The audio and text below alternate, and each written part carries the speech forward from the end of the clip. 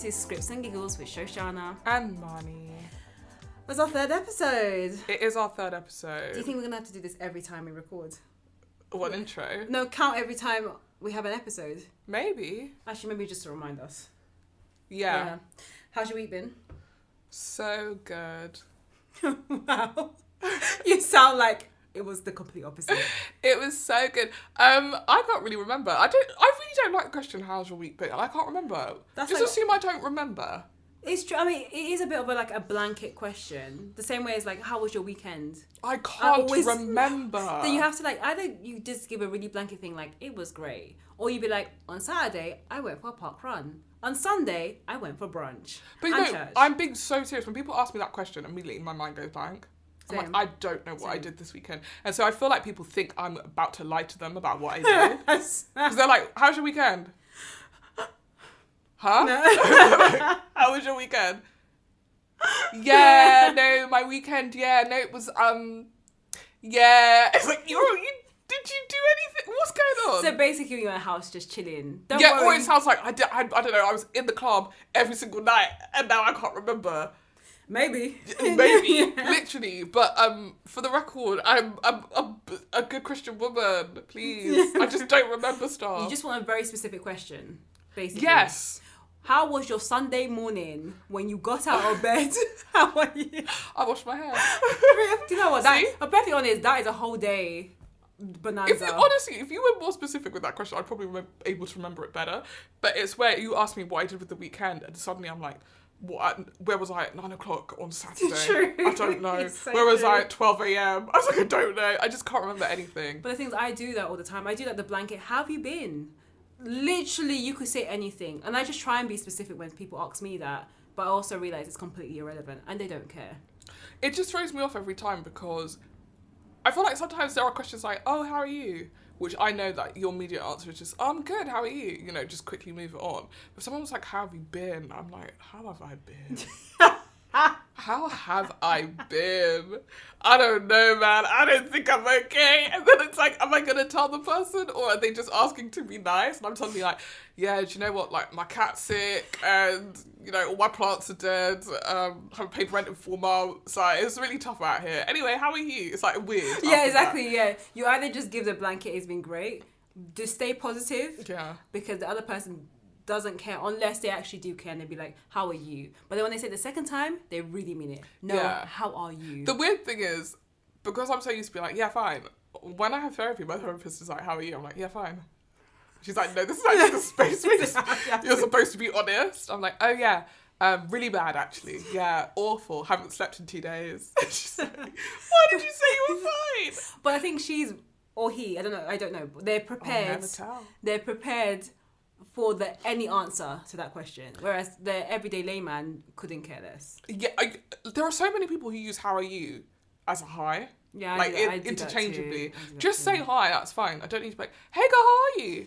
But when you don't actually care how I am. Yeah, but sometimes you do, but you don't. Yeah, I mean, at work, for instance, before I ask someone to do something, especially if I'm just messaging them on Slack, I can't just be like, "Hey, can you please get me this document?" It's more like, hey, how are you? I don't do that. Do you know what I do? I go, hey, hope you're well. And then just go in. Yeah. Because hope you're well is not a question. Because nothing is weirder to me than when someone says, how are you? And then I respond. And then they don't respond to that response. Yeah, true. Or I ask someone, hope you're well. And then they come back with a, yes, I'm doing quite well. I did this on the weekend. And you're like, excuse me? I didn't ask for the whole story, babe. I literally need you to send me that document. No, usually it's like, hey, how are you? And then some people are like, yeah, what would you like? I'm like, oh. But keep your how are you to yourself. But it just depends. Different cultures, they just want to get right to it. They do. And speaking of right to it. Oh my God, I stole your segue from you. And speaking of that, Love Island. Let's just get into it. The Love Island reunion was this week. Get Laura off the show. Oh my gosh. I'm so sorry to get in there immediately with a controversial opinion. Get Laura off the show. She doesn't have it. No. She doesn't have it. We don't need to specify what the it is. I think everyone listening knows. She just doesn't have it. She's not Caroline, of course. And we don't want to make a comparison because they're two different people.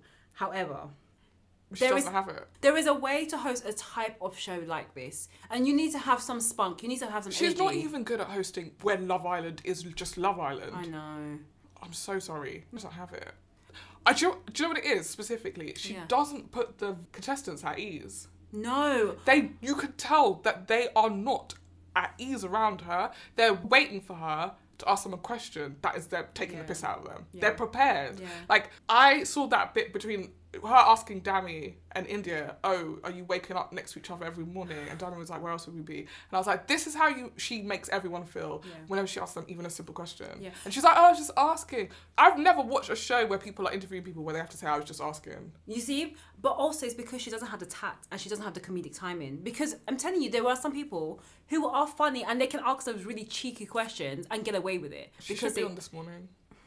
She should be on Countdown.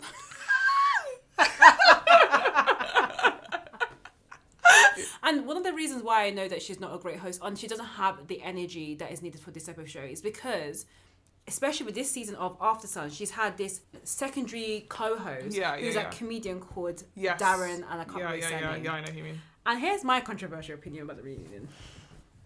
So, as I was thinking and watching the show, and I was about to tweet this, and I decided, don't do it. I was like, there is 2 things that needs to be shaved down in that reunion. Firstly, the last half an hour, because the reunion was too long for what it was. You telling me you didn't love the musical bit where they sang like One Direction song? I don't. For that. What was the point? That was this After Sun segment. They must have had them filming that every single week. A bit of that. Yeah, because they were able to get every single cast member to do it. What a waste of time. Exactly. But again, back to my controversial opinion. The 2 things that needs to be shaved down was the last 30 minutes of the reunion and Darren's 2 front veneers. Wow, drag Darren! That being said, I really held myself and held my tongue and my own 2 front teeth to not say that. Anyway, no, the veneers are wild. They've been wild from the beginning, which is fine. Sometimes you spend money and the return you see is not match the money you spent. Exactly. Like they're great teeth. So anyway, basically, one of the things I've noticed with this season and why they brought this comedian on is because Laura lacks that comedic timing, and I don't think they had time to drag Ian Sterling to come and do the his bit seemed really cringe. Yeah, his as whole well at the end of the show. Yeah, that was cringe. I really feel like Ian sometimes, with his little snide comments and what's going on in the villa, it's perfectly timed. Otherwise, it just comes across as quite cruel. Yeah. And the older he gets, the crueler it seems. Like, these are 12-year-olds in comparison to this man. It's like 37. But it's because the disparity is getting larger and larger. Yeah, it's weird. So, I just think that she does lack that comedic timing, and also she should be doing CBBC. So basically, she's not bubbly enough. I don't think she's bubbly enough to do it. I just don't. I don't think she should be hosting.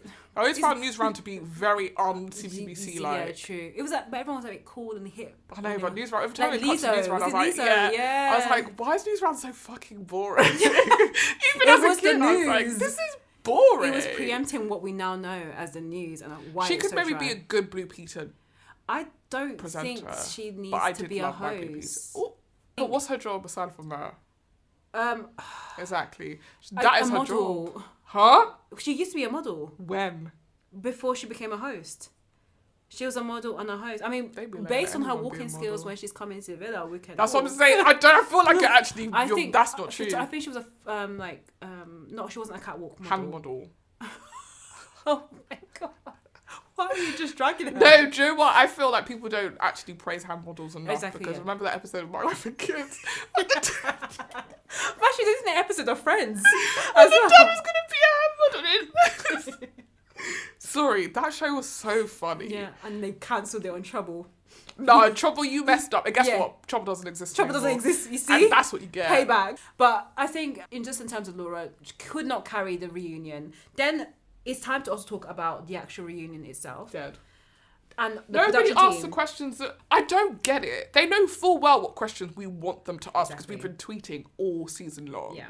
And then you get to the reunion, you're asking people, where were you sleeping? I don't care about that. Or like, the most famous catchphrase that you had, Andrew, was about the tit. No one cares. Bring Coco on and let's have a whole discussion. No, don't bring Coco on. Be like, why did you lick her tit? Why did you do it? Nobody's asked him. Simple It's a question. yes. Of all, like, no one said you can't fool around with a new girl. Did you have to look at it? How many days were it? How It many was days? 1 day. Because by the second day, he was starting to feel guilty. And by the third day, I was actually like, oh, he's not going to pick this girl. No. After all of this. No, after you lick the tit, you have to bring her back in. You have to. That's what the kids wanted to know. Yeah, Why that's did you lick her the tit or tit. whatever? I get it. At this point, I'm kind of happy for Andrew and Tasha because they genuinely seem like they really like each other. And I understand that you probably don't want to go in when you're seeing two people who've moved on and be like, do you remember that thing that happened that you didn't like? But equally, that's what we want to know as viewers. So you need to find a way to ask a question where it's like, I love you guys. Yeah. Why did you lick Coco's tit? Yeah. Come on, let's talk about it. Let's talk about it. And I think there's two things that is worth flagging. Firstly, they filmed the reunion about 3 days after they returned back to the UK. Davide, for instance, had not even seen Ekinsu's infamous crawl Davide until was it still was the tanned. reunion. Yeah, these guys had not actually digested the show. They hadn't digested the feeling. The shade is starting to come through on Twitter where there's some like banter that's going on, or not even banter. There's some shade between the contestants, but it's not enough for it to really digest and see the arguments. And that is why we're seeing the arguments from the people that have left the villa. Had time. Yeah, exactly. Like the Jacks, like the Cocos, the Why Summer. was Jax not at the reunion? That's a big question. Because, unfortunately, Jax wasn't able to make it. And he couldn't send a video. No. They couldn't do one of those segments. live cut to him in the studio. Like, you couldn't do like what you did last year where they had a little restaurant dinner where you brought, what's his face? That guy, I can't remember what his name was. Jake. Jake and Jake. what's the other girl? Paige? No, No, Paige. it wasn't Paige. Liberty. Oh, Liberty mate. and Jake had a whole sit down where they discussed the relationship during the week and then showed it on the reunion. Yeah. I don't understand why that didn't happen, but to be perfectly honest, the whole production value and segments was just poor. It was just one long episode of After Sun. And yeah, that was just not needed. And why also was it set up to have the finalists on the stage and then the people that actually made the drama in the crowd, like regular people? Why was Danica in the crowd? Do you know why? When we all have lots of questions for Danica. Exactly. How did you manage? Because if I got rejected once, I would have asked to be sent home. But you stuck in there for 6 men. We had 6 men mug you off, babe. And you're actually a sweetheart. I don't think there's a bad bone in that little girl's body. She's so naive. Yeah, she's a kid. She's 21. She is. But she's like incredibly naive. Almost to the point of annoying. Almost to the point. No, I feel like the other thing as well, she has been clowned a lot. And if she wasn't the way she was, I'm really sure this girl would have been like, remember the be kind thing, otherwise, because you're hurting a lot of people. Like, people are just clowning her. Yeah. But for me, the reason this reunion did not give was because it was too soon. Way too soon. You need to be following the segments and you need to be following the structures of the housewives reunions. They can't. I mean, I know it can't be as dirty and as messy as those reunions, but even just like the order, like I agree with you. The finalists should not have just been sitting there. They should have alternated the finalists as time went on and depending on what they were talking about. Plus, the focus needs to be on the contestants, not these random segments to do with the DJ. Who gave a crap about the flipping DJ or about this random comedian who they never even mentioned his name, doing impersonations of all the different contestants. When they opened the show and they mentioned and then we'll be chatting to Joe Corey about his experience on Love Island, I was like, who DJ'd one party? Why are we cutting away from the contestants to hear what the DJ has to say about the one time he was in the villa? I feel like there is a discrepancy between the Love Island producers and the people that watch the show in a way that doesn't make sense because you know they're on Twitter looking at all of our tweets. Oh, you know. So honestly, when they said that, I was like, who? Come again? Ekin who? Like literally could not care less. And then the other segments, the awards at the end of the show. I like the idea of awards though. Yeah, it's fine, but it's the but only if they're messy. Exactly. And also, it's because it was and like they should be voted on by the other Love Islanders. Because that's where you get the things like the Twitter challenge and all those kind of fun challenges that should have happened even in this season but didn't happen. And they should have asked Davide and Eka see what they would have done if they could split the money. Ooh, that's a good question. That's a good question. Like, why remove the segment completely and not discuss? Yeah. Feels crazy to me. I think it was just an icing on top of the cake. Oh, sorry, on top of the pancake of how poor that whole reunion was. I wouldn't even really call it a reunion. I'd just call it an episode of After Sun. Because when you say reunion, I feel like there was a bunch of us who've seen messy reunions who came there for like tea to be spilled, and not one tea was spilled. Yeah. Lacey and Deji were getting into it. Like, you guys are not even secondary characters, you're tertiary characters. You are not even the C plot. Exactly. You're literally an EF plot of Your the show. DEJI plot. Deji, I mean, Deji became a bigger name, but you know he was from the obscene, and then people were like, "Where's Deji? Where's Deji?" And then people were like, "Oh, actually, Deji's funny." But that's the thing. Deji's Love Island experiences. You're a meme. Nobody was fussed about Deji meeting a girl. Did anyone care? No one could care less. Did anyone care? I mean, no one saw even that thing with Lacey being anything. Like, no, I didn't see it for them. I wouldn't have been offended if they were like, you know what, we only really hung out for a few days and we've decided that we're just going to split off as friends. I would not have been offended. I'd be like, you know what, it makes sense. What was the Coco and Summer fight about? Which was barely a fight. Yeah, I mean, it has something to do with something that Coco may have said about Josh. Yeah, Summer is now going out with Josh. So Coco said on a podcast that after you leave Love Island, they put you in a villa for a couple of days and they make you film like a bunch of segments. Yeah, and ads such as your High School Musical stuff. Exactly. And then the girlie who was interviewing her was like, "Oh, did you get with Josh?" And she was like, "No, I didn't, but I could have." Oh my gosh. Oh wait, it's because they left together, didn't they? Yes. They were in, it was just the two of them in the villa. So what I feel like what she was saying was like, it was just the two of us in the villa. To be fair, Coco talks a lot and she really should learn to. But it seems like her personality is she's like, open book, I'll say whatever. Yeah. But she was like, oh, there was one point where Josh was like, I'm horny. And she was like, okay, I'm going to bed, bye. Oh my, okay, now I understand. So that's what she was trying to say was like, it really felt like, had I been like, let's do it, we could have done it. But I feel like maybe what Summer heard was, I can steal your man. Okay. Which I don't think is what she was trying to say at all. I haven't listened to the podcast, so But I don't think that's what she was trying to say at all. But I can see how the issue is that Coco's been going on a lot of podcasts and talking a lot. And that stuff comes back to bite you. Be careful what you say on podcasts. Oh, yeah.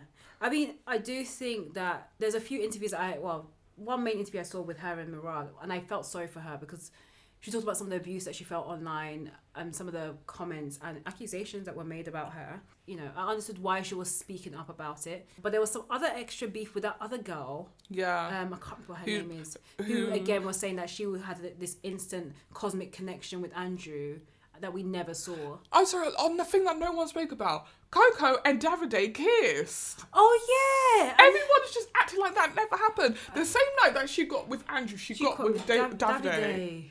You know what? There was a whole list of questions that the producers, they sat in a circle and said, let's put all the shadiest questions there, took those questions, put it in the pit and burnt it alive. And we're like, we can't do it because we care about ads and we care about our Ofcom complaints. I also just don't think... I feel like the thing about Caroline is she could have asked that question in a way that made people answer it. Yeah. I just think Laura gets people's backs up. Yeah. Like, they don't warm to her. So when she asks you a shady question, you're like... that's fucking shady, as opposed to if someone's like, oh, it's just me and you doing Gossip Girl. Yeah. Like, what did you think when that happened? Yeah. I just don't know. She's just a bit cold. There's no warmth. I just get the impression, honestly, I just get the impression that she thinks she's better than Love Island. Oh, yeah. 100%, that's the problem. 100%. That's the problem. Though even the fact that even in last series, there's a lot of accusations again made about Laura. The fact that there have been some observations where she has been not as fair a bit biased to the black contestants, and like Rachel Finnis from the last series flagged it that she wasn't the greatest host, and my girl was quick to bounce back, clap back so quickly on Twitter, and I was like, where's all this energy come from? You have more energy in your tweet than you did in the whole season, and this season is no different. So I don't think that the Sterling family is going to leave anytime soon. I mean, I'm going to be honest, she's incredibly lucky that that's her husband. Oh, God, If we're going to be on, if we're going to talk about it. Because I don't think she would have got that job otherwise. No, because who would we want to see? I always want to see like a Maya Jama. I would have liked AJ. Yeah, she's a good child. She would have been brilliant. Yeah. Just someone who you feel like is not talking to the contestants like they're better than them. Yeah. Actually, you want someone that you would think that in another world they could would go on. Yeah, exactly. Yeah, because that's basically Karen. I mean, didn't she date like a contestant? Yeah. So it's not that far fetched if one of your I'm gonna say Ekin-Su could potentially also host, because I think love that. she had that host vibe. I and she would was love always that. there Let's presenting. replace Nora with Ekin-Su. Because, perfectly honest, every time there was moments where, you know, you had to read a text or you had to announce who's leaving, Ekin-Su would be like, so I just want to have this moment to talk about Toast. them. She's always doing the toast as She's well. always doing toast. Everyone, She's so let's toast to eloquent, friendship, articulate, love, and the best summer of our lives. Yeah. It's me, Ekin-Su. Yeah. I hope she does a podcast. Yeah, I just think that she would be a great replacement, and I think it's also relatable because it's a previous winner, not like what's his face, Adam Collard. He didn't even win a season. He was useless, absolutely useless. He looked great, but Adam Collard. Look like he's 52. Don't even start. Don't start, because I'll just end the podcast his now. his height as No, we have points. to stop this height supremacy. Wait, we have to stop so this the height supremacy. We can't, guys. We have to do better. So when I If talk to you you're- about short kings, look, you now be quiet. When I've said, oh, why wouldn't you go out with a short king? I never said I would not go out with a short king. Do you want me to start putting out text? We're going to do another segment called Date and Scribbles. Date and Scribbles, which is nice. I like that. Date and Scribbles. We're going to do another segment called Date and Giggles. No, let's call it Date and Scribbles. I think Actually, that's Date and cool. Scribbles would actually quite, where we talk about people's dates. Or I can just give you options of people that you should date, and then you turn around and be like, nah, mate, because he's Listen. 5'7". Please see the last episode. Christopher Abbott is not tall. No, he's not. And he's my short king. But you wouldn't go out with him. Yes, I would. You would just watch him as he's shaking his ass from left to right. Okay. I would absolutely. I wouldn't go out with him. I'd be his wife. I don't think he's a person that you date. I think he's a person that you're marry. just his wife. Yeah. But yeah. I can't wait for my short king to pick me up. Hello, short king. Can you come and get me? On my way, boo. Everyone's like, "There's a 12-year-old in the foyer." I'm like, no, that's actually my husband. Either way, we will have a segment called Date and Scribbles where we talk about potential If dates. you had to date someone from Love Island, this is our last question on Love Island reunion from this season. Okay. You have to go on a date with them. I'm not saying you have to marry them. Go on a date with them. Who are you going on a date with? That is so tough. That is really tough because they're all annoying. And they're all mediocre. Okay, I would have gone on a date with Andrew. Mine is a tit I knew thing. you was going to say fucking Andrew. I knew it! Mine is a tit or whatever moment. I knew you was going to say wait, Andrew. so You are what- basic, honey. What option do I have? Oh, actually, no, so did I. Oh, no, I don't think I can go out with Adam Collard. I don't think No, I but can. you're the one who was just rating him. Yeah, because he looked... Sorry, I'll take it all back. Jay, I'll go Jay's with Jay. dead chat. Look, I do... Actually, sorry, I take it all back. Charlie. I'm going from worse to worse. I'm going to pick Danica. I forgot the girls were the opposite too. The girls are option. If I'm being dead serious, I'm going on a date with Ekin-Su. Actually, sorry, why not? Why not? We'll have Who's an paying amazing chat. this? She's got 50Ks. Let's do it! Order the most expensive wine and keep it coming. Yeah, but if it was going to be a guy, it would be Andrew minus a tit, Jay with the abs, and Charlie for the worm. There is a special place in hell for you for saying that. I think if I had to pick a guy, dude, yeah. I think Don't say dummy. it's so annoying what happened with Yeah, Dammy, because no, I would have so- said Dammy. It would have been I fun. know. It would be a fun day. It was true. And the thing is, I mean, I really don't like Dummy. I didn't like how he behaved on the show. It can. But he's... Do you know what my toxic trait is? I would have gone on a Laziness. date with Billy. Oh my gosh. Bantersaurus, man. Sorry, yeah. Oh, we would be bantering till midnight, babe. And then I'd never see him again. Exactly. He would But ghost. you know that Billy would be a good time. That's the You would worst be thing. laughing. You would, yeah. But I wouldn't want him to come near me. Who said anything about coming in? It's a date. Yeah, but in his head he'd be like, I'm making her laugh though. And? I'm making her laugh. He didn't make Danica laugh and he still got in no sheet, so don't worry. Yeah, but Billy was number 5. By that point, she would have taken anyone. She was tired. She was so She exhausted. was tired and horny. She said, I can't. My I bed has been can't." there, being tired and dusty for the past 5 weeks. I Okay. need someone. Deji, for jokes. There's something about Deji I don't like. The Niger boy. Yeah, but so's Jamie. And so's Ikenna. For three of them. There was every single boy that came on the show this year was Nigerian. Oh wow. Apart from, I don't know about Josh and Jamie. I mean, Jamie seemed quite sweet, but he looks like he's gonna drop Danica like a hot. I just can't. Hey, don't know what things. I felt really sorry for Remy and the whole like rapping thing. So maybe I'll like give him a pity. No, day. I don't, because he seemed crazy. Him and that other dude, the model. Which one? The one who Danica had to pick between Jamie and that other dude. The other mixed race. Yeah, Josh. No, that wasn't Josh. No, it wasn't Josh. Oh yeah, that. Oh my god, no, him. That's what I'm saying. Those Remy and him. No, he was giving me doofus vibes. He was giving me kill you in your sleep vibes. No, I've just you're asleep and then he gets a pillow and smothers you vibes. No, I was getting more like not the sharpest tool in the toolbox. Which isn't a bad thing. No, we have to protect himbos. It's not fair. Yeah, no, he's I'm sure he's lovely, but no. I think if you want jokes, you'll go out with a Billy or a Danny or someone that can give you good vibes, but it's not romantic. Yeah, no. If you want someone that looks pretty on the other side of the table, I can see. Jay. Huh?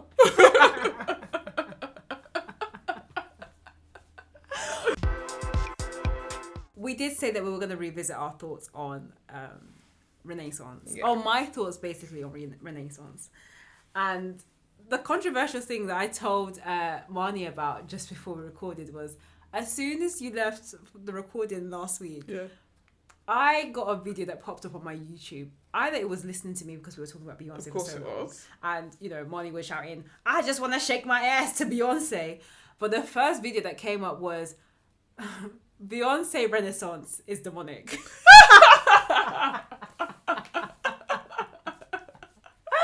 And there was a pastor there who gave a blow-by-blow, play-by-play breakdown of different songs and why it was demonic or not pleasing to God. And a lot of it was down to the explicit lyrics and excessive sex. Those are the 2 points. Anyway, did not change Did my... people not have sex in the Bible? People did have sex. There was a whole chapter called Songs of Solomon that is basically porn. Oh, biblical porn. Yeah. Open your Bible. Open your book, guys. Open your Bible to Genesis book. chapter. So I did listen to some songs. I also listened to the recent remix of Break My Soul, the Queen remix with Madonna, which I think is a really interesting take on the. It's an interesting take on the song. That's very funny. But I don't think my opinion has massively changed in terms of how I would rank Renaissance in comparison to the other albums. I don't think it's a bad album the way that I probably... or not a bad album. I don't think that the album is as bad as I thought it was when I initially heard it, and the time that I was struggling to really get through and understand where Beyonce was going with the album. I think there is just a time and place. And my thoughts haven't changed on that. I think there's a time and place of that particular album. And it's going to have a great, play in terms of clubs and the summer vibe and summer feels. But if I really want to listen to Heartland Beyonce, I'm not going to be picking up Renaissance. I'm going to be going down to some of her older stuff because that's the Beyonce that I know. That's the Beyonce I grew up with. But I'm not saying that it's a bad album because it's not. I just think maybe it's just not the album for me. And that's fine. It's fine that it's not the album for me. It's an album for someone like my co-host Marnie, who will continue to tell me how amazing the album is.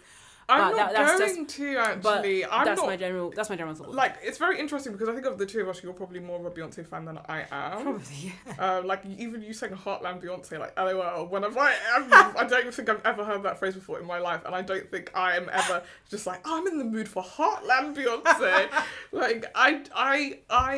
I think of Beyonce as nostalgic Beyonce, and then there is Beyonce that's sort of like a hype man. Yeah. And as an older person, I've been more inclined towards Beyonce as a hype man because I think the juxtaposition of who Beyonce was when I was a kid and the version of Beyonce that's in the Renaissance or the version of her that's in Diva is just such a different Beyonce that I like the subversion. You came in here. It's such a phrase ultimately. Yeah, I know, but different iterations. I like Partition, but I only like Partition because Beyonce to me is not a person who has sex. Yeah. I don't think of her as a sexual being. Though for most of her career, she's been in leotards, shaking her ass. I know, but to me, I'm Beyonce is honestly good, clean fun. Beyonce is where, like, it's so funny that this guy was saying that her album's demonic, because I remember when it was like, Lady Gaga's demonic, Beyonce is good, Yeah, Beyonce true. is angel, Lady Gaga is demon. And now, I'm like, I mean, I don't know, every time I see her do something that just is not what I expect of Heartland Beyonce, Yeah. I'm honestly tickled. Yeah. I'm tickled. I love the way that she can, like, she's adaptable, she reinvents herself. Like, for a woman musician to continue to stay relevant, for anyone actually, Yeah. put woman as a musician aside, to continue to stay relevant for such a long time is a feat of genius. Especially where it's not just like, oh, I've cornered this specific market and I make this specific music. She's like, oh, I'll make any music. I'll make any music and I'll make the best damn version of it you've ever heard. she's learned from the likes of like Madonna, who, you know, continually... Who hasn't been relevant in years. Yeah, but she will continually, you know, reinvent herself till Kingdom Come. Yeah, I do agree. Beyonce is able to get with the times and adapt her music to different genres, different vibes, different feelings. So she will always remain current. I don't doubt that at all. And she'll always have that loyal fan base. Yeah. Sometimes she'll have mega hits. Sometimes she'll have not so mega hits. She'll have people like me, chaotic stans, who pick and choose when they love Beyonce. Like, I honestly, like, I was saying, I've watched Homecoming twice, and both times I was like, I'm still in awe of what she pulled off here. Like, I think it's incredible. Yeah. But equally, if you ask me right now who my favourite musician is, I'm not going to say Beyonce. So she's just not the first person that comes into my head. But she is stuck, and I think it's because she's so consistently good that, like, you're just like, oh, Beyonce's just like a, you know, staple. Yeah. Yeah. That's true. Exactly. She doesn't feel like a special dish at the restaurant. No. She feels like you come in here, you get the carbonara, it's always good. It's like Nando's. It's you like never go wrong. Well, sometimes Nando's does flop. Oh, we'll talk about it off mic when that happens. I just think that, Beyonce always hits it out of the park. However, back to this album, I have still big questions about this rollout. This promotional tour has been so interesting, and I don't understand what's going on because, again, maybe I'm going and harkening back to the good old days of Beyonce when we would expect to see, you know, the music video, the interviews, you know, the tour dates, something that's hyping up, you know, this album and the continual promotion of this album. I just haven't seen it. And I know that we are in a different age. We are in the age of Spotify. We're in the age of digital music. The fact that, you know, songs come and go in the blink of an eye. But I just don't understand why this album has not been hyped. It is given the Honestly Nevermind era of Drake, where he came in with an album, said Honestly Nevermind, and then disappeared. You're saying the era of Drake. This thing hasn't. Oh, it's still currently happening. It's not finished. But I mean, you were talking about her promotional party. Well, I'm saying she had a party. I don't know if it's promotional. Because the party was for celebs. So is that a promotion or is it not just you and your mates listening to an album? Probably. I mean, I was saying that it harkened back to the days of Prince where he used to have parties, usually after his tours with celebrities. They'll go around to his house and he'll perform songs, and it was that kind of vibe where, you know, Prince is so cool and is very exclusive. But again, because you're promoting this album, which I'm assuming this party was going to do, you don't even have influencers posting about it. You only had press there taking photos of people as they walked in, and that was the only press. I would not have known anything about this show. No, was there press? I were there don't influencers think, there? I don't think it was promotional. I genuinely think it was like, I've got an album, the album's already come out, it's, you know, people can't stop talking about it. I'm gonna have a party where I play the album, do you want to come? Okay, because to me it felt like getting an invite to that party was more about your status than it was about Beyonce. Beyonce inviting me to her, like, Beyonce inviting Donald Glover and Tyler Perry and Janelle Monáe, like, you're saying you guys were my circle. To me, it told me more about Donald Glover than it did about Beyonce. His outfit told me more about Donald Glover than anything else. I mean, to Donald Glover's stylist, I really don't think his stylist had anything to do with this. Or him. The boots. The boobs. The boots. We have to discuss the boots, okay? Just FYI, if we ever meet in person, I will be asking about those boots because I don't I don't know. I wish I could use the photo of Donald Glover as our thumbnail. Every episode we should change our thumbnail to whatever it is. So last week should be Charlie Abbott. This week is Donald Glover in his outfit. But last thing on the Beyonce news, she did remove Khalees from Energy. And I've been looking at the discourse around it. And actually, basically, I saw a tweet that was like, Khalees kind of played herself because as a songwriter on that song, on Energy, she would have actually made money that she didn't make from Milkshake. And now she's going to make nothing. Zero. In her head, she'll be like, the principle though, it's the principle. No, and I get that. Do you know what? Funny story that is kind of relevant to this. I saw an email today that I sent to somebody at my workplace about a project that I wanted to make that had got sort of relatively mundane feedback. Like, it wasn't a no, it wasn't a yes. And I sent a very heated email back.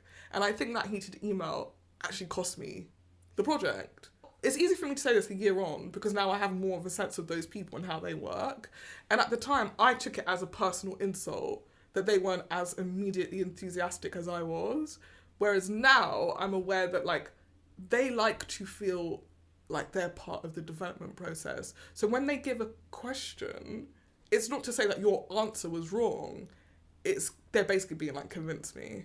And at the time, I was like, I don't convince people. I have good ideas and that's it. You convince me. It's like, I don't convince you. My email was like, I've already decided who the writer is. And if they don't want to take it on board, I'm not going to do the project because I don't want to do it with anybody else. I've worked with this person. I can vouch for them. I would go to bat for them. And if they're not interested in that, then that's fine. But we need to figure out the process because I'm not going to do this again. I will not be in this position again. I was hot. I was hot. And I read it today and I was like, they should have actually disciplined me for that because that's actually nuts that I sent that to my boss 2 months into the job. What? I might as well have been like, you know what, you can tell him to go fuck himself. Because that's basically what I was saying. I read it back and I was like, wow, I've done a lot of him. That's why hindsight is 2020. Okay? And that's for all you guys out there that are in jobs and you're ready to just go at it. Hindsight. I think from then, I have a rule now. I don't know if I had it then, but my rule is always like, when I can feel myself getting that hot, I have to sleep on it. Same. Because otherwise I am actually going to, if this wasn't a confrontation, it is now. Yeah. It's either I sleep on it or I have to like step away from my laptop, step away from the desk, go and do a walk or go and speak to someone about it. And like my brother is this person who I can speak to and he gives me this different perspective and I'm just like, oh, it's not that big of a deal. Yeah, that's nice. And then, you know, because me and my sister just egg each other on. Like, go for it. Fight. My sister would be like, yeah, tell them how it is. My brother would be like, but why? Yeah, no, for real. I don't have someone who does that, but I do feel like once I've gone to bed and woken up in the morning, like common sense is back. It's like, this is really not that serious. Yeah. Like, you don't need to lose your job over this. Yeah. But I really did feel at the time I was ready to lose my job over the situation. And like, it was just crazy because I was like, I would never send an email like that now. Like, I really want to read this email. Like this. I'll show it to you afterwards. Yeah. I am keen I feel like that's to what hear... Khalees did. She should have slept on it. She should have. I'm keen to hear what Khalees says after. There's nothing else to say. She's nothing else to say because she did what she did and Beyonce's done what she's done. She can't now come back and be like, Beyonce put me back on the song. No, do you know what I mean? Like, it's done. It has to be done. Yeah. A perfect honest, Khalees. In hindsight, we should never have known about this. If you were pissed, you should have spoken to Pharrell. You should have spoken to Beyonce directly. No, I don't think she speaks to Pharrell, babe. No, I mean, but you should have found a way to get to Beyonce's people and just be like, girl, let's just have a brunch. Let's just have a drink. Let's have a quick chat. And I'd be curious to know what you think. There is no way Beyonce did not reach out to her after that video. Clearly, something still happened that led to Beyonce removing her from the video. To be honest, I don't know. Someone in her team must have. Maybe, yeah. I can't imagine that they saw that and went, LOL, we're not going to respond to that. Because they decided to take her off the song. Yeah. So conversations must have happened. Yeah. So we'll see. It is a learning lesson. And I think it's also going to be a learning lesson for other artists who, you know, decide to sample others. This is not going to be the last case because these cases always happen. I've just had another thought. Yeah. Do you think that Khalees wanted to be off the record because if she was on it, both her and Pharrell would get the credit. It's a very. I mean, deep... I'm petty enough that I would do that. Like, So, I'd rather I didn't get the credit, so I that don't you couldn't want get the credit. I don't want the coins, and you won't either. Yeah, neither one of us are getting it. I don't know. I just think she was just pissed off. And I think in her head, she was like, I'm not just doing it for me, I'm doing it for other artists. Which I 100% understand. And there is some trauma that artists do experience when their music has been stolen from them. But it's a bigger question when it was stolen. But again, I don't think she's that petty. But she is controversial. Like, she's always going to be outspoken. That's just how she is. Please, we love you. We still love you, man. Your music was incredibly formative to me. Yeah, I love Milkshake. And I love... I love Milkshake. Yeah. What was it? There's another song I really love of hers. Trick Me. That's one of my favourite Khalees songs. My favourite Khalees song is Trilogy and Bossy, obviously. Oh, yeah, Bossy. And Papa I'm a Millionaire. That was... Actually, no, that's not even hers. That was... song. Yeah, of course. No, actually, it's a Khalees song featuring Andre 3000. Oh, isn't it? Okay, yeah. I like Papa I'm a Millionaire, yeah. It's called Millionaire. Okay, yeah, Stop saying Papa. Yeah, but she said Papa. Stop saying Papa. I don't like that. I actually really don't like the word Papa anymore. I think Makes me think of Stranger Things. I think that the word Daddy has become really disgusting. Daddy? Yeah, I think that has. I'm just my dad off you. I heard someone say something today and it made me feel ill. What was it? I think it was an adult referring to another adult as like, well, mummy's busy. But they weren't the mummy. But like, mummy's tired. But do you think... Well, who was they talking to? Another adult or a child? An adult. Okay, then that's the problem. Because if, for instance, like, my friend has their child and the parent is there, I would refer to them as mummy. No, I'd be like, Francis, come get your kid. I don't know. I probably would, but it's because I know that the mummy, or actually I don't even think I'll say daddy, but the mummy is there. Are you being serious? Have you ever actually said to one of our friends' children, oh, let's go find your mummy? Yeah. Ew, I've never done that. I have, but that's because... I've definitely said mum, but I'm not doing mummy. No, I think I have probably said mummy, but That's maybe... disgusting. But it's because they were really young. I think as they've grown older, I've now changed it to mum, but they were really young. I don't know if I want to be called mummy. What do you want to be called? Ma'am? Mama? Ma'am? It's very funny. It's very specific, that name. I want to be called... Oh, mom. Mom? Yeah. Call me... I was going to say call me whatever. No, you call me mummy. Call me auntie. Just completely confuse the child. Oh, did I ever tell you? My aunt and my uncle call my nan's sister. Oh, I heard about... Yeah, that's sissy. the thing, yeah. Like, my siblings are supposed to call me auntie because I'm the eldest. And Wait, I was like, what? Yeah, I was like, that doesn't work. My aunt the other day was like, you're a great aunt. And I was like, excuse you, bro, about great aunt. Speak for yourself, bro. I've never been a great aunt and I never will be. I am the greatest aunt, but I'm not a great aunt. Wow, that sounds like a Drake lyric. I'm the greatest aunt. But on that note, I think it's time for us to talk about the review of the week. Yeah. Last week we had a recommendation. I think it was your recommendation or agreed recommendation. No, it was your recommendation. Okay, next week you have to do your own. I will have mine. Yeah. So don't you worry about it.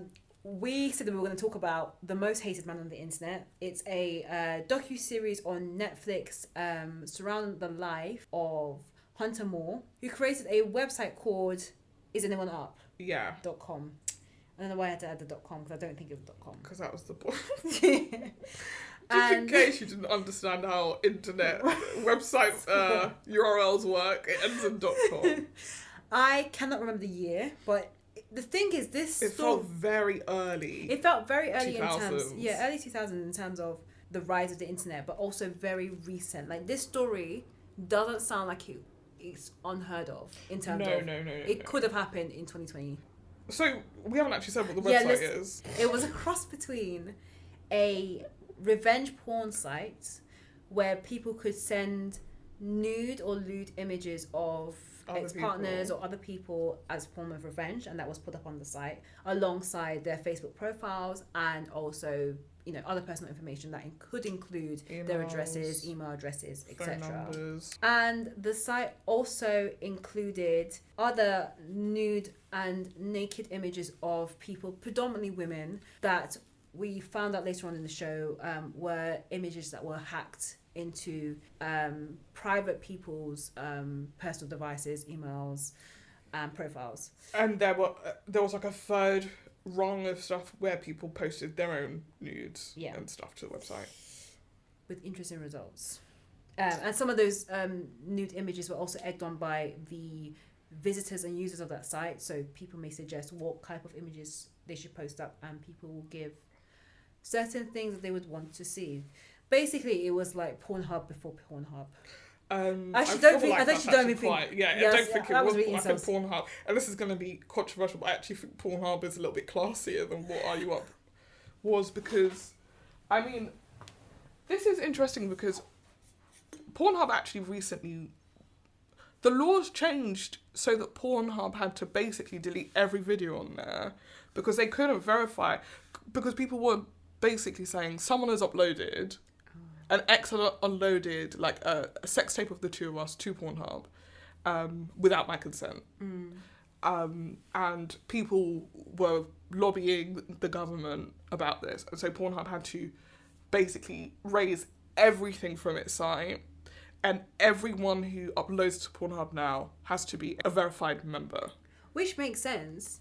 But that being said, is also how do you ensure that the verified users are verified and there is actually the permission of both or multiple members involved in said video? But even then, right, it's better than it was, because if you verify who you are and you've posted a video that I'm in, I can at least go to Pornhub and say, X, who you know who their real name is because they've had to verify themselves on Pornhub, has put a picture of me up against my, so you know exactly who you're dealing with. Whereas as before, anyone could have like 15, 16 Pornhub accounts and just be posting the same video over and over every single time Pornhub pulled it down. It's actually quite messed up because of it. Definitely the type of site that is, and also even the site this site was in the documentary. Is anyone up? The fact that people were able to do it so freely, and also I think it was definitely a sign of the times where there wasn't as much regulation when it comes to the internet, and there still isn't when you really think about it in comparison to other structures or media forms. About the end of the series, they say like literally, like maybe state laws have changed, but there still isn't a federal law to protect people from being the victims of revenge porn. Exactly. And speaking of victims, I think the story really follows one particular victim. Her name was Kayla Laws, who found her topless pictures on the site. And of course, she's reached out to family to help in terms, and you know, rightfully so. She did not know this was going to happen. It was images of her taken in the privacy of her own home for actually no one to see, and she didn't send it to other people. Like you do hear some of these stories where people are hacked, but it's because it was on their iCloud or they sent it to a boyfriend or a girlfriend or whatever. This did not happen, and she was completely blindsided. She spoke to her mum about the situation, and her mum, who's called Charlotte Laws, basically took this as a mantle and lobbied incredibly hard to, one, find Hunter Moore, for him to take down not just her pictures, and ultimately, you know, I think Charlotte Laws was a massive influence in changing some of the laws today in terms of nude images of people on the internet. So I think at the end of the day, the story does revolve a lot around Hunter Moore and the way that his character was as someone who is irresponsible, who wants and is eager for fame and controversial. But a lot of the story is also about Charlotte Laws as a fighter, and even though she wasn't a victim herself, her daughter was a victim, and she took this cause on and is someone that is, you know, highly regarded and also very much respected by not just her daughter, of course, but the other victims involved. So that was the story. But how did you think the documentary was kind of structured? I think I definitely wasn't expecting Charlotte Laws to become the sort of hero of the series. And I don't think you realise she's the hero until you get to maybe episode 2 or 3, where they actually start the episode telling you about who Charlotte is, and they tell you that what she used to do in the 80s is gate crash celebrity parties, and then she has this moment where she's like, basically, if someone tells me something's exclusive, or if someone says this is the rule and they can't tell me why it's the rule, I will find a way around it. And that's kind of her mentality in tackling the situation her daughter was in, which was like, someone put your picture up, we need to take it down, and I won't hear no, essentially. And there is a point where, so Charlotte's husband is a lawyer, and initially when she tells him about the situation that Kayla's in, he's like, oh, they'll probably just delete it in a bit, it'll go away, like, don't make a fuss. It took them a while to convince him. Which is so surprising. That actually the internet isn't this place.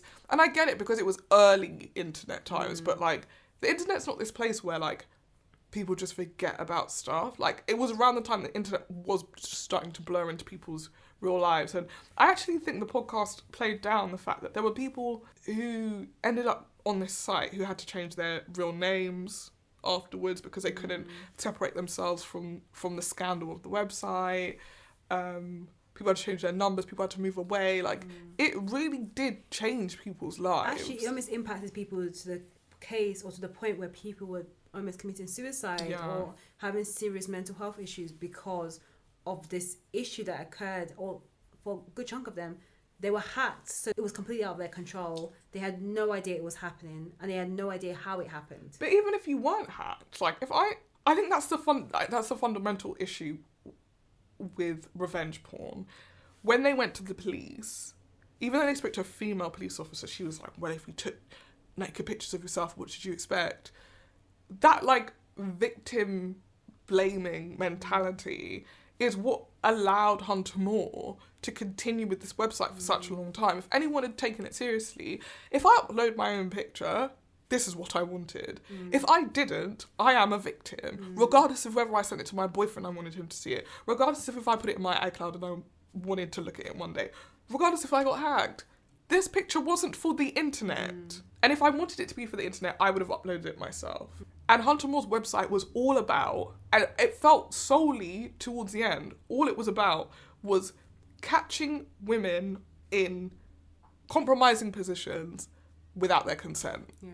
The women that were uploading, the men that were uploading, dwindled and dwindled and dwindled, and the website became almost entirely about come find your PE teacher's tits online. Yeah. Come find your boss's wife's tits online. Any way that we can basically ruin someone's life. Which is something that he did say. It was like, I'm here to basically ruin people's lives. And I think a lot of the site was to do with shame and banter. Shame for the victim's perspective and banter for the viewers and the users. He created this manosphere, oh goodness me, I can't believe I'm using that word, of men, predominantly men, and probably young boys who got off to the fact that you could embarrass and ruin someone's life to the point where they were suggesting photos that they wanted to see or people that they wanted to see or objects that they wanted to see in people's bodies and, you know, I think requesting those. I think also, like, I actually think the thing about this documentary that struck me was, like, I actually don't think the majority of the users were men. At the beginning, they speak about a lot of women who were like, yeah, it was the scene. We'd all go on this website every day and look at what had been posted. There were women consuming those videos and pictures too. There were videos, like, people would post their reaction shots to things they saw on the website. And they weren't all boys, they were women. And I think that we as women always like to forget the part that we play in victim blaming. It was really interesting that it was a female police officer that didn't take them seriously. There was a clip from a news story where the journalist is a woman saying, well, if you take pictures of your tits, what do you expect? There are women who sort of pick-me's, whose whole thing is sort of backing men in like, well, she deserves it. It's only to make themselves feel better. And I feel like the audience who would go on the website to look at those pictures are doing the same thing. They want to indulge in someone else's shame. And so it's not just men going on there to look at tits and feel powerful that they have this, they have access to this thing. I think there was a whole section of society that were tickled by the scandal of it. Yeah. And I think that's what was scary watching the documentary to me, because I'm like, how is this entertaining? Yeah. Like, I just couldn't understand what would be entertaining about just scrolling through pages and pages of boobs. Again, I think it's a different time. It was the rise of Facebook, because Facebook was, they referenced Facebook quite a bit. And actually, if I'm perfectly honest, this is like before then we've had a lot of sex scandals with celebrities, for instance, like the Pamela Andersons of the world, where her sex tape was hacked, or actually, maybe Paris Hilton maybe was a bit after that. But it's always been in the celebrity world, and that's always created and generated attention. But as the internet has changed, celebrity has changed. Now your everyday layman can become a massive influencer, gain followers, and become their own celebrity or micro celebrity. And now with the rise of the internet, and I think a similar phase in time with this site, you're now seeing everyday people becoming not celebrities, but everyday people becoming well known, or the fact that you want to see everyday people in this, in this environment. And gone are the days where the celebrity and seeing them on this site would have that same impact. There was a thirst for that, a thirst for scandal, and a thirst for sex. Let's just call a spade a spade. That's what this site really, really kind of highlighted more than anything. It was about sex, lewd. I disagree with you. Raw sex in his form. Wait, I disagree with you. I don't think it was sex. I genuinely think it was shock. I don't think it was sex. Based on the comments that they show at the bottom of the pictures, I don't think people were necessarily sitting at home masturbating to these pictures. I genuinely think there was a bit of schadenfreude happening going on that website. People went on there to be shocked and appalled, I think.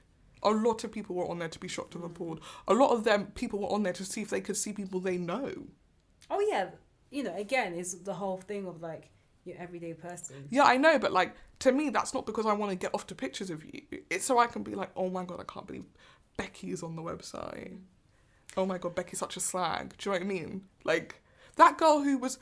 So there was a woman, spoiler alert, on there, whose whole thing was that she would shove things up her ass for money.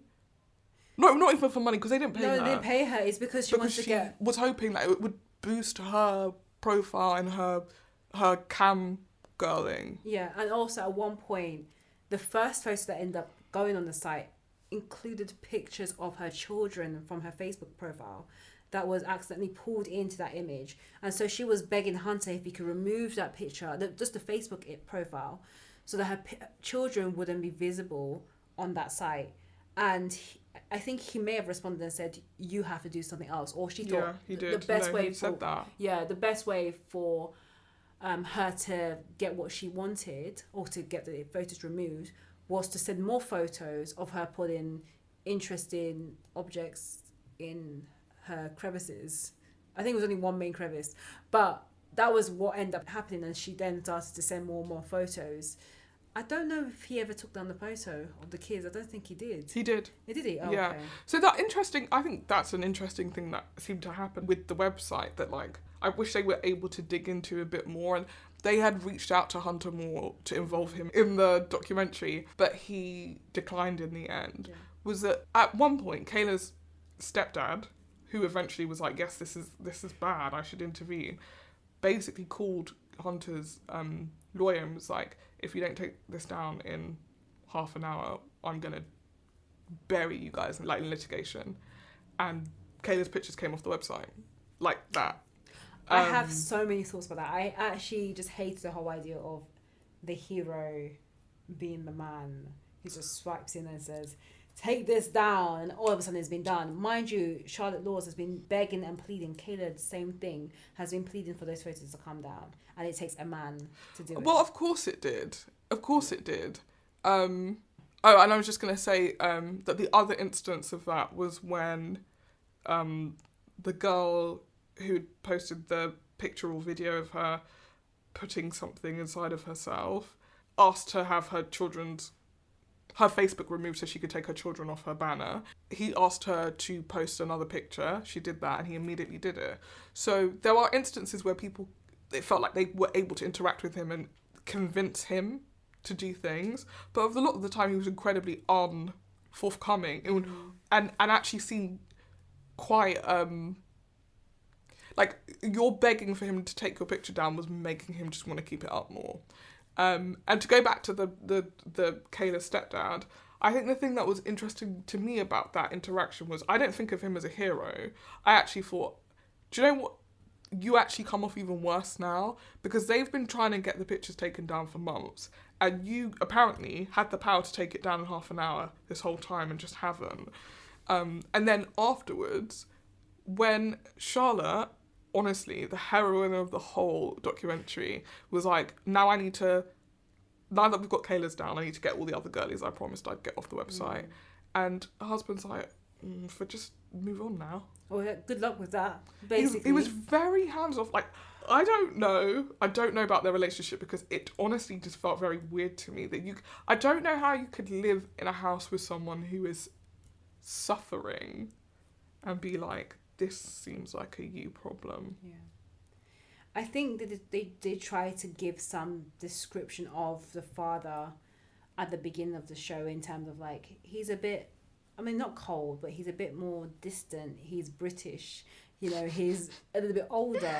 Stop maligning the British as just like villain and villains. No, but he really comes across as a villain in the documentary. I was like, and of course he had the most British accent as well. True. He had the most power in terms of litigation to do something, and he just couldn't care. And the thing is, when these type of things happen and people say, would you behave like this if this was your daughter? Especially for some men that mess women around. Like, would you do this if this was your daughter? And that sometimes that helps in terms of changing their mindset because they can think about a victim that is more personable or in their home. Whereas this guy, the victim was in his home, was his actual daughter or, it was his daughter.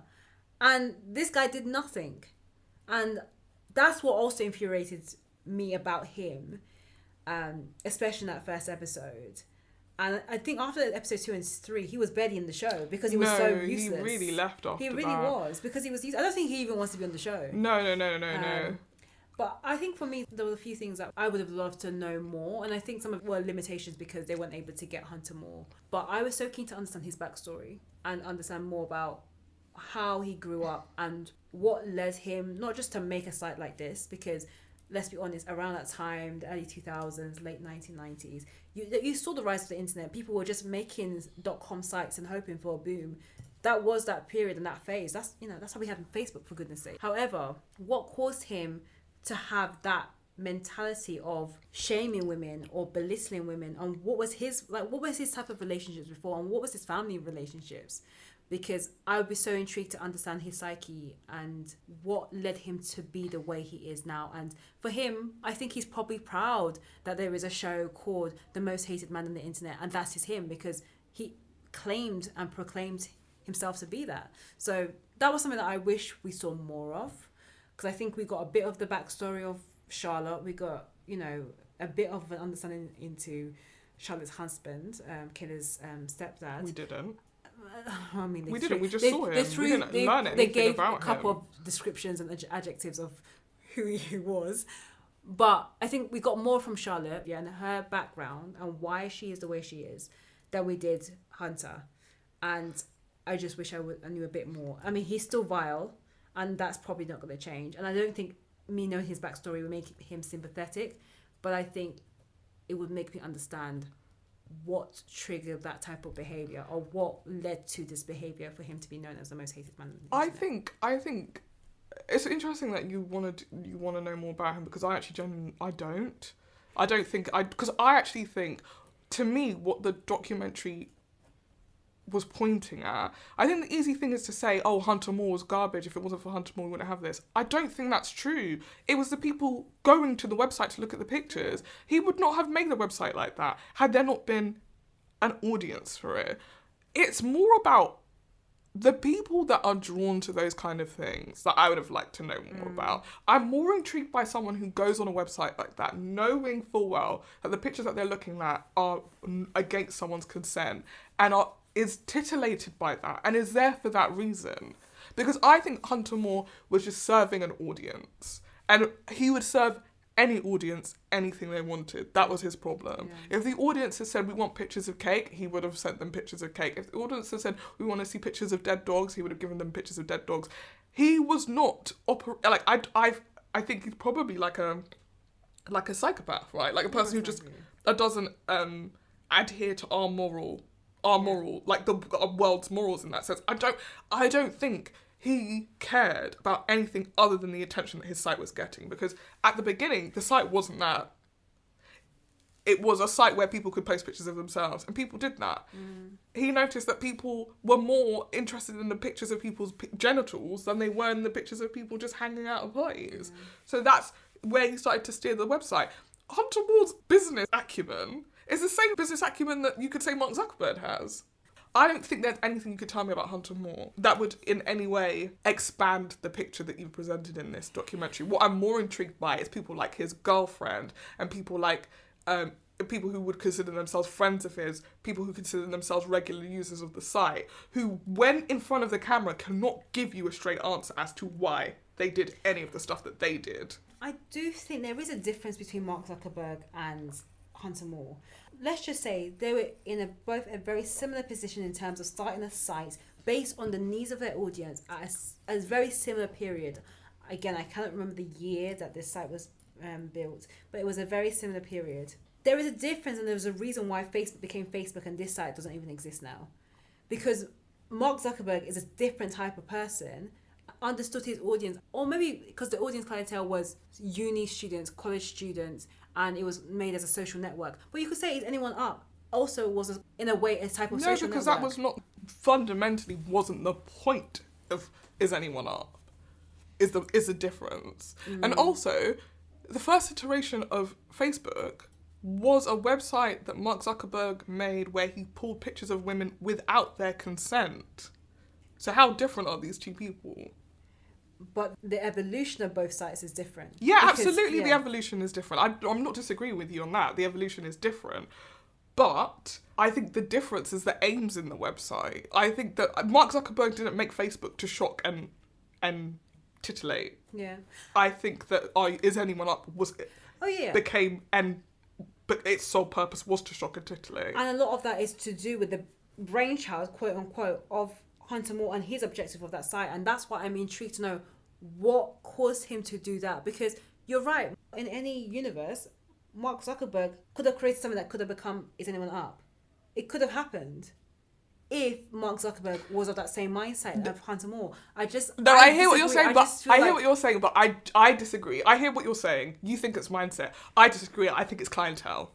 I think that's the difference. I think the people that went to Are You Up and the people that go to Facebook are two different people. The person because think about it, the fact that girl posted her pictures to Are You Up, and then forgot that the version of herself on Facebook was a mum with two kids. It was a different person. She was a different person on both of those sites. She used them for different things. But by that point, it was very clear what Is Anyone Up about. But even before then, people were posting pictures of their dicks to Is Anyone Up, which they were not doing on Facebook. Because I do think there was more... No, it was before that. I think it was before that. I think there's also the timings. There's the timings, but also it's the stuff like... They make a point of saying, at the beginning of this was serving a very particular crowd of the scene kids who are somewhere between emo and punk. Yeah. And the stuff that they were posting, they thought... The whole point was to shock and titillate. Oh, look at us, we're wild. I've posted a picture of my dick. LOL. And then... You, as the person who's running the site, need to continue to generate pictures of people's dicks, but people aren't sending you dicks anymore. So what are you going to do? So you're going to have to steal dicks. You're going to have to steal dicks. It's not funny, but... It's not. Yeah. It's not. But, you could argue that Facebook started off as a networking site. Yeah. It then has basically become a data mining site. That's what it does. It's stealing our data. It's now. And how else does it steal our data? It listens into our conversations. At some point, you have to start stealing shit. No, it's true, but I just think, let's be honest, depending on the type of person, I'm trying to think of a good example of a responsible human being. Who's a responsible male teenager that people look up to? A responsible male teenager? No, I mean... teenager? Who looks up to a teenager? Okay, look, Zac Efron, when he was in the High School Musical days, if he was given the opportunity to run a site like Is Anyone Up, it'd be a very different site. No, don't pick a celebrity, because we don't know any of these people. What was his character name in High School Musical? Troy Bolton. Troy Bolton being given the opportunity to run. Troy Bolton wouldn't have run a website. He was too busy singing musicals, Rebecca. This is a really bad example. No, I get what you're trying to say, but don't try and pick a person because there is no person. I'm just trying to say is look, we're all given gifts and each person can make or break that gift based on the type of person that they are. I don't think he was given a gift. No, gift is wrong. Okay, each think he was person just is in the right given place at the right something. time. Every person is given a resource. And now I'm thinking about the Bible. There is a You're always thinking about the Bible. There is a story in the Bible about people that have been given talents like coins and money. Each one has been given a certain amount. One person comes back with profit and another one comes back with loss because they put that money and dug it underground and the money didn't grow. Whereas the other person used it to invest and made more money. Yeah. That's what I'm trying to say is that each person, you could give that site to someone else. Like in the documentary, there's another guy who basically took his anyone up and deleted it and made it into an anti-bullying site. Yeah, but why did he wouldn't have done that if it had not already existed? Yeah, exactly. But what I'm saying is that there are people that have pure intentions, and this guy did not. And that's why, if you're having a documentary that's called The Most Hated Man on the Internet, I want to understand more about that most hated man. I get what you mean. I mean, he was a violent human being. How you are going to learn anything about someone who is coming onto a documentary about themselves where they're the villain? You can't. He's never going to get... And based on his character, he's never going to get to a place where he's going to be genuine and honest with anyone. No, I mean, we understand that from the episodes that he wasn't going to... He's he a wasn't troll. Going to support. Yeah, he was. And actually, the other point I was thinking about was that basically the reason why this documentary feels so current, even though it was done 20 years ago, is because we still have this behaviour today. Literally. And that is called Twitter, for instance, or Facebook, or any of these social networks. They still have this element of trolls. There is still this element of many places of the dark web that you can find. But not even the dark web. Something like 4chan is not the dark web. You can go on it on your regular browser. There are lots and lots of... Reddit has spaces like this. Yeah. Like, do you know what I mean? There is always going to be spaces like this because there are people who enjoy that sort of thing. Yeah. I think this is fundamentally the issue with capitalism, right?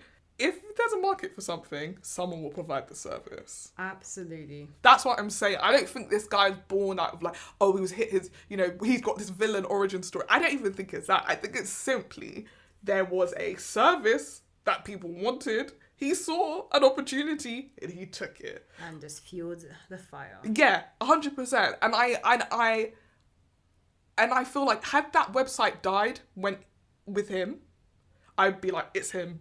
Yeah. It's the fact that, as soon as that website went down, 8 new websites that did a similar thing sprung up into place. Okay. It's not just him. It's something within us as a society that we breed these people who like don't have an issue with things that are morally very clear. Like, it's not morally ambiguous. It's very clear.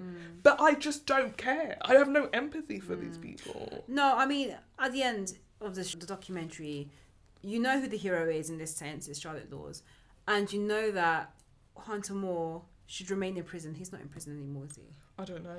Well, Hunter Moore, if he's in prison, he should remain in prison. And I think his social media accounts were deactivated. But again, who's to say that he can't just make up an email address and create a new profile? But also, I think it opens eyes to the fact that there still needs to be some regulation on the internet. It's going to be hard to enforce, and it's going to be a fine line it won't be. Yeah, it needs to be a fine line. It's a lawless place. Yeah, exactly. But it still doesn't mean that things and actions can't be taken to protect individuals, especially if imagery, visuals, audio, data is stolen without their consent. I think the thing that's crazy, and this is the last thing I'm going to say about this, because it was the same thing that was happening when Pornhub had to delete all of its videos, was that like, because you're stealing and uploading just any shit that's sent to you, you are, in some cases, sharing child pornography. Because you have absolutely no way of verifying whether the person in this is of legal age, because you already know that you got this from someone who was not the person. And so where is the limit? Once you open that can of worms, it's just a can of worms that are open now.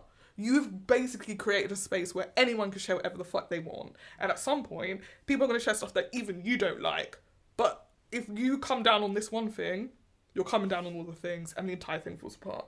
And that was, for me, I think it's crazy that he ended up going to prison for hacking and not going to prison for what I don't doubt for a second was in some way distributing child pornography. Oh, 100%.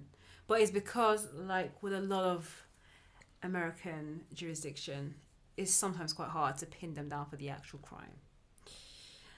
So you have to work your way around it, which is what happened with him. But I still...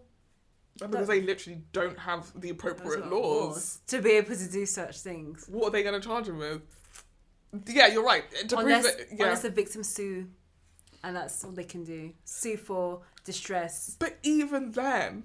and that's why it's such a bigger problem. Because even then, if you, as a victim, go to the police, they're going to tell you, well, bruv, you shouldn't have taken that picture of yourself. Hello, I was 14. Yeah. That was a really interesting documentary. And...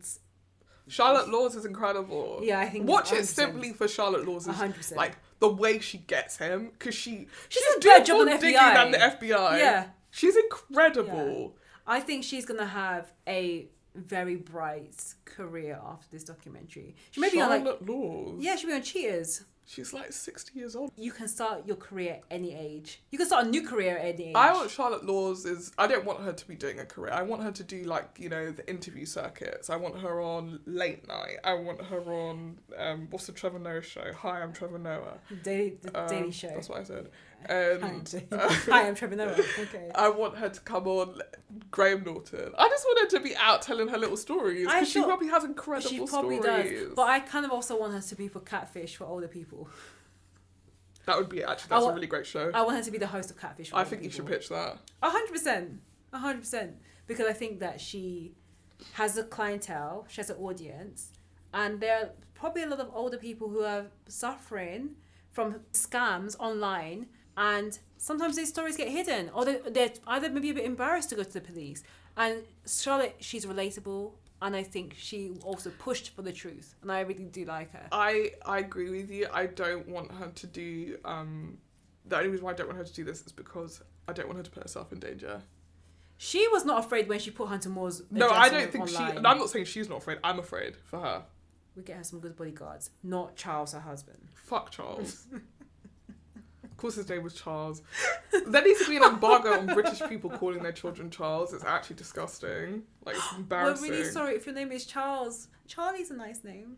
No, Charlie would have been my fourth on the list of boys from Love Island that I would have gone on a date with. No, Charlie would have been number one, don't lie. You're trying to change history now. The facts of the matter was you wanted to go on a date with Charlie. The minute you saw him come in, you were like, who is this 50-year-old hunk?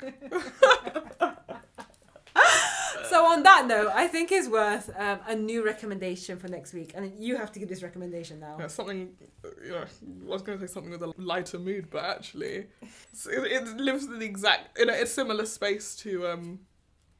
The Most Hated Man on the Internet. Yeah, but it doesn't get that dark. Okay. It is Mood by Nicole Leckie, who wrote and stars in the show about a young woman who wants to pursue a music career and decides to get a job as a cam girl in order to fund her lifestyle. Oh, I didn't know that was where it was going. I've seen a bit of the synopsis, but I didn't know that was where it was going. Yeah. Where can we watch? You can watch it on BBC iPlayer. Nice. Okay. I believe. Yeah. So that's going to be our next recommendation. Yeah. We'll be talking about that on our next episode.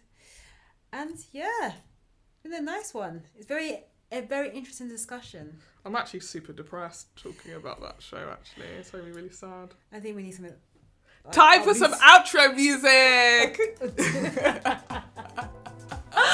And on that note, thanks so much for listening to Scripts and Giggles with Shoshana and Barney. Bye!